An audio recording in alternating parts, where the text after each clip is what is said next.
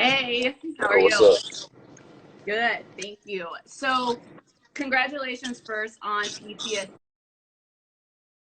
I'm excited for the deluxe album to come out this Friday. But what I really wanted to talk to you about was I admire the fact that you were so vulnerable and open about the things that you have been through in life. So, one, what encouraged you to want to be so open about the trauma and the pain and the stress you have been through in your life? Um, I feel like I always been that kind of artist. I just was never really like mature, and my brain wasn't developed enough for me to put it in ways for the world to understand it. But I always Mm, been the kind of artist to be vulnerable and talk about my life and pain and struggle and stuff like that. Even since I was 15, 16 years old. If you go back to my first projects, Phaso Land, when I'm being vulnerable, talking about, you know what I'm saying, talking to my mother about stuff that I did in the streets and just talking about pain I endured from losing my closest friends and stuff like that. I just think now I'm talking about it from a 24-year-old standpoint, you know. love it. So one of my favorite songs on the album was Gangsta's Cry. And I love it because you talk about how there's nothing wrong with crying and letting it out, right? So what do you think it is about people sometimes where they don't want to be vulnerable and let people in that regard? Um, Maybe probably because you think people gonna judge you, but I feel like they gonna do that anyway. People Exactly. gonna judge you anyway, so I think you should just be true to yourself, especially if you feel like that's something that you need to do or something that make you happy or it's therapy for you in a way. Because rap music always been like therapy for me. A lot of the Mhm. stuff I be needing to get out and say. So I don't know. It's just really a way of me being true to myself and not being afraid to. It's just life and going through stuff, you know, leaning towards my fears and just trying to, you know, do the right thing for me, you know. I Mhm. feel like so music is a form of therapy for me. So I don't know. It came out naturally. I ain't really put too much thought into it. Yeah. So one thing I want to talk about, especially now that it's Mental Awareness Month, and there's so many people that go through different things that you don't know that they're battling with. So what tips do you have for those who are dealing with PTSD? Is there anything that you wish you did sooner, something you wish you didn't do, and advice for that? No, I don't live a life with regrets. I think you will probably regret doing not doing things that you feel like you should do. So I don't really. You learn from mistakes and you learn from life. So if I had any message to tell people to get through situations, it would be really to lean towards these things. You know what I'm saying? And make mistakes. You got to make mistakes. Just don't make the same mistakes. You know, make new mistakes because you got to grow. You got to learn life. So that's what I would probably say, especially to the youth. You know, don't be afraid to try things. Don't be afraid to believe in yourself. You know, and Mhm. don't really put your success or what you need to do in anybody else's hands, or let nobody else tell you what you can't do. And I feel that's the recipe to succeed in life. Was there ever a time in your life where you did fear going after a goal or a dream or something, and was there someone who helped you overcome that? Yeah, all the time. But I feel like I really got self confidence, and a lot of time I get confidence from like my friends growing up. It was always like my brothers, the people around me, like the closest people to me, just giving me self confidence and telling me how good I was and that I can, you know, be great. And I feel that was enough for me to, you know, lean towards my fears. But yeah, you always had doubts. What ifs? Like, what if I don't make it? What if I'm not as good? Or what if this person doing better than me? But I feel like I learned early at an early age before I even became an adult to not really pay attention to other people. You know what Mhm. I'm saying? Like what other people doing. And just worry about yourself and perfect that craft because there's always somebody in a worse spot, a worse position than you that's trying to, you know, be where you at in life. So if you just keep that mentality, I feel like you will look up and just not even see how much you grew. Mhm. I have a few questions before I open it up to the fans. So, what advice do you have for people who have a family member or a friend that is dealing with trauma or PTSD and how they can really help them? Um, I think the first thing you should probably talk to somebody about it. You should try to talk to somebody. I think it's best to have somebody in your corner. You can't really go through a lot of things alone. A lot of times we think we can, but it ain't really. That's the point of having a life and having people in your life and having people involved to, help you get through tough times. And like I said earlier, lean towards your fears. Don't be afraid, and I think that's what got me through it with, not even knowing that you suffer from PTSD. Like a lot of us don't even know. You would just think it's normal. We normalize and desensitized by like a lot of the stuff that go on in our life, where it's like we just feel is normal to feel pain and go through pain by yourself and not talk to nobody and hold it in and bottle it in. But that's just a recipe for disaster, because you're gonna have to get it out. We all human. It's only natural, so it's better to just let it out naturally than to let it build up and you explode.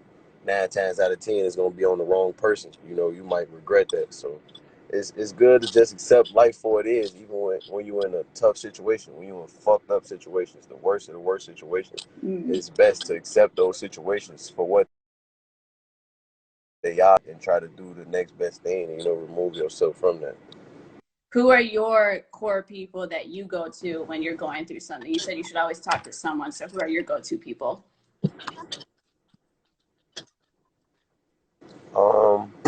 I got a therapist, so I talk to my therapist a lot now. I go to therapy. I talk to my girl, my mom, my manager, my best friends. I talk to everybody, really, everybody I trust. You know what I'm saying? Everybody in my corner. These people are there for reasons, and I talk to them about different things. Everybody, got their own place for certain situations. So I mean, I got great problem solving skills. You know what I'm saying? I look at life for what it is. I don't really sit too much in a situation, good or bad. I just do what I need to do to, either make the situation better. What it is what it is. I have to put you on the spot. What was the last problem solving thing that you found a solution to very quick? I gotta solve problems every day, to be honest. I can't even tell you. It'll be a million different scenarios. Yeah. Every day is a different problem, I promise. You might think I'm lying, but every day is something new that I gotta figure out. So I can't even tell you. How do you deal with, I mean, when it's something new every time, how do you keep that balance to just like stay calm about it and not get too Yeah, stressed I, I, over I accept it for what it is. Everything happened for a reason. That's my mindset. I don't ask why, good or bad. You know what I'm saying? I just try to think about what I could have did in the situation, if I could have did something. And 70% of these situations be stuff you can't really control anyway. So I never worry about those kind of that stuff. So I mean, I just accept life for what it is, and when you do that, I feel you will find yourself a lot happier with the way things turned out. A few questions before we open up to the fan questions. I see them at the bottom of the screen. I love that you brought up that you go to your therapist first before anybody. I think that there's a misconception when it comes to therapists where some people don't like going to them because they feel like, oh, if I go to a therapist, I really have a problem. But like I've seen a therapist as well. So can you explain It's probably why? better to go to a therapist. Real humans don't have confidentiality, so it's better to probably talk to somebody who can't go and tell your business anyway. And they have an unbiased opinion of like what you're after, so that's why it works, because it's kind of like, oh wait, I didn't think of Talking that. to somebody who you talking to somebody who really not gonna probably too much judge you, and probably who heard some things worse than your situation. You would think you're going through something until you really go see a therapist and they tell you something that may just open your brain up to some a solution that you never thought of, and it's the easiest thing in the world. So I don't know, I would recommend it. I'm not saying it's gonna be the end of your problems. It's not gonna solve anything. Of course you got to do that for yourself, but it'll help. It'll definitely help. Okay, so my last question before the fan ones. Another one of my faves was death row. So I'm gonna say the line. I'm gonna sound terrible because I can't rap, but you said all that dumb shit I did really wasn't worth it, though. Don't define me by my past. Ain't nobody perfect. So what are you working on personally to be like the best version of you in the future now? Yeah, I just try to do the next best thing. I don't really like. I think a lot of times I used to like. I'm the type of person that I'm always trying to please the next person, or you know what I'm saying. I'm always trying to make sure everybody happy around me, and that's when I'm probably the most happy, because that's peace. When everybody else happy, everybody not really coming to you with their problems, because 9 times out of 10, I'm the one person gonna come to with their problem. I think now when I make decisions, I don't really think about how it may affect the next person, even Okay. because I don't really move maliciously anyway, where I do things that affect somebody in a negative way. But sometimes I think about a next person opinion or not, and I feel not doing that, you would just make decisions better and everything happen. Mm, You can't really worry about what am I saying, like a consequence that you haven't even faced yet. You can't really be worrying about love something has somebody opinion if you haven't even made the decision yet. And if it's the best decision for you, just make it. preach. So I'm gonna open up to the fan questions. So there's a lot. I'm only gonna pick a few of them. So let's see. What, trying to find it. Are you going to? Okay, so this one is from Leilani Naomi. Are you going to invest in other incomes aside from rapping? Yeah, of course. I got my app, of course, but that's another thing. I'm doing real estate. I got a lot of deals that I'm closing this year as far as real estate. What else? Um, what else am I doing? Of course, I got my non for profit, but I don't really like look at that. I'm really a lot of those proceeds I'm going to donate. You know what I'm saying, and just try to make the neighborhood better. We own a school. Me and my partners, we own a school on the south side of Chicago, and that's going to be, of course, ventured in with my non for profit. So yeah, I got a lot of things going on. Love it. And then where can people download your app and what does your app have? My app has a lot of content. Well, I'm definitely perfecting it right now. Where I got so much content from me recording my album and the deluxe and a lot of stuff like that. So it's really just me putting exclusive videos for this content that the fans gonna get to first, where they can see exclusive videos that I might only put out on my app before they even get to the other major platforms and stuff like Mhm. that. Merch content where we control all the data. So I'm gonna just use my Instagram as a way to, drive my real fans to the app where they could get a piece of me that you're not really gonna be able to get unless you're a real fan like that. Love it. Okay, so this one's from Holy Shots. What's new in the deluxe? What's new in the deluxe? I think it's definitely another vibe. It's a whole other vibe than the original, but it's still PTSD, of course.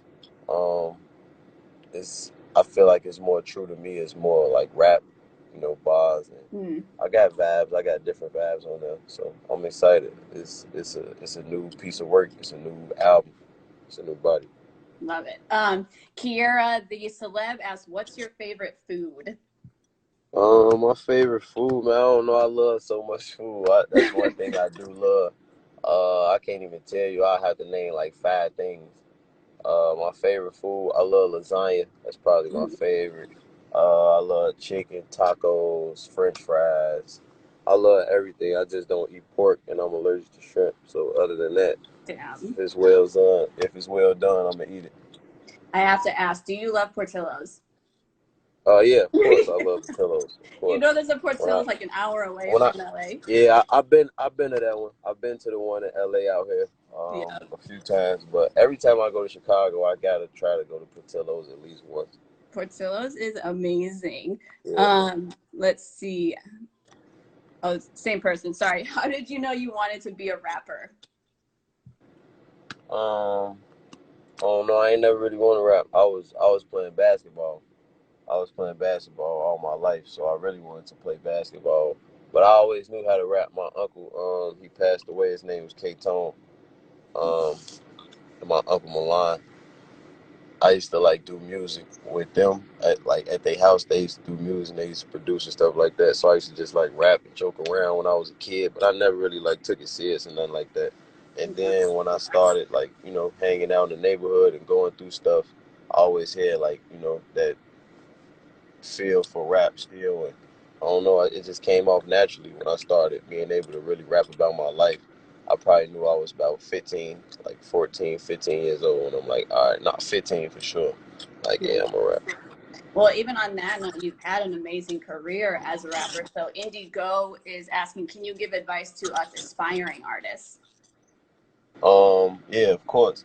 I would tell you to any aspiring artist is to believe in yourself for one. Don't really put in the trust yourself, and you gotta trust other people too. A lot of times I was just saying, like, new artists, you don't really like open up to let people help you, and Mm-hmm. it's a lot of money out here for you to get rich and build a team with people. You got to build a strong team around you, and you got to just work hard. You can't really base your success upon another artist's success. You can't look at what another artist doing like, oh, I got to drop videos like him.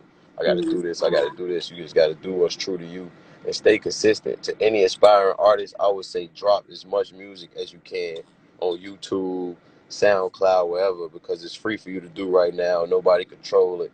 And if you catch one, you catch one. Nothing easy, nothing come overnight. So just believe, and you gotta take blind leaps of faith for real. Exactly. A few more. Jen Dog asks, what is the best thing about fatherhood? Uh, the best thing to me, I would say, is seeing yourself in your kid. Okay. I can see a lot of myself. That's why I don't get mad at him for a lot of the stuff he do, to be honest, because What are I some know of those how I was things? growing up and hearing stories. Um, he know exactly what he want, so I was like that. I was smart and advanced as a kid, so it's like you gotta just let him explore on his own. He's spoiled, he real spoiled, so I give him whatever he want, and I don't really, what I'm saying, get mad about him being spoiled and demanding his way or none of the stuff he do, because I see myself in him, and he's smart, he determined to get what he want. Like, even if I tell him no, he'll find a way to convince me or find a way to get it on his own. And that's how I am. That's how I always been as a kid. I always was like around the house exploring, doing stuff, and just getting into stuff on my own and just developing early. So I don't get mad at it. What was the last thing your son convinced you to let him do, and at first you said no? Um, all the time, he always asks for stuff. He be asking for like snacks before you eat lunch or dinner and stuff like that. He just, I don't know, he caught up in his ways like a kid, like any normal kid, but he like times 10. That's Because he got Jen. access to so much. Well, shout out to him for going after what he wants. So I have two Yeah. more. Envy Jojo asked, what was your hardest struggle? I think my hardest struggle probably was leaving the streets and getting like all the way focused on rap fully, just fully focusing and dedicating myself and my time 100% to music and my passion. That was real tough. It was a tough time for me. Last one, Kay Glizzy. Have you ever thought about doing movies? Yeah, all the time. Always, I don't know. I was always like goofy growing up as a kid. My mom used to always have me like mock and mimic movies. I watched a lot of TV growing up, so I don't know. I know a lot of movies. I watched movies, and I was always like funny, goofy growing up. So I used to like mimic and mock a lot of stuff. I got a lot of movies down to the T. A lot of people be saying like I can act. I believe I can if I get focused. Love it. Is there any movie that you've seen during this quarantine that you recommend for anyone tuning in right now? Uh, what movie have I seen? It's a movie. I was actually watching a movie on a plane to go pick my son up called 1911, like a war movie or something like that. Mhm.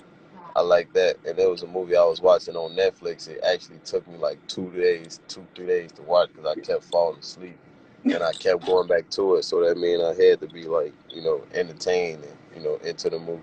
It's called A Day and a Night, something like that. It was cool. Okay. Well, thank you so much for your time and giving advice for people who Appreciate are it. dealing with PTSD and what to do with it, and also answering all the fan questions. Sorry to everyone who submit them. I see there was over 100 of them, but thank you for watching anyway. Oh, wow. All right. Enjoy the rest of your All weekend. right. Congrats on the All news. right. You Thanks. rock You that too. one. All right. Bye.